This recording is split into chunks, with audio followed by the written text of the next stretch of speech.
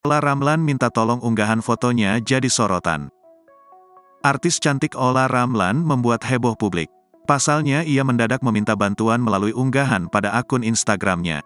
Hal ini sontak membuat publik khawatir dengan apa yang terjadi pada mantan istri Aufar Hutapea. Ia mengunggah foto berlatarkan hitam putih dengan tulisan, HELP. Ola Ramlan seolah-olah meminta pertolongan oleh banyak pihak yang melihat foto tersebut. Tak hanya itu, Ola juga mengaku sudah tidak sanggup lagi. Setelah itu, dalam foto terbaru Ola Ramlan mengaku pasrah. Ia berpose duduk dengan tangannya menutupi mulutnya. Artis berusia 43 tahun itu memberikan tatapan pilu seolah tengah bersedih memiliki masalah.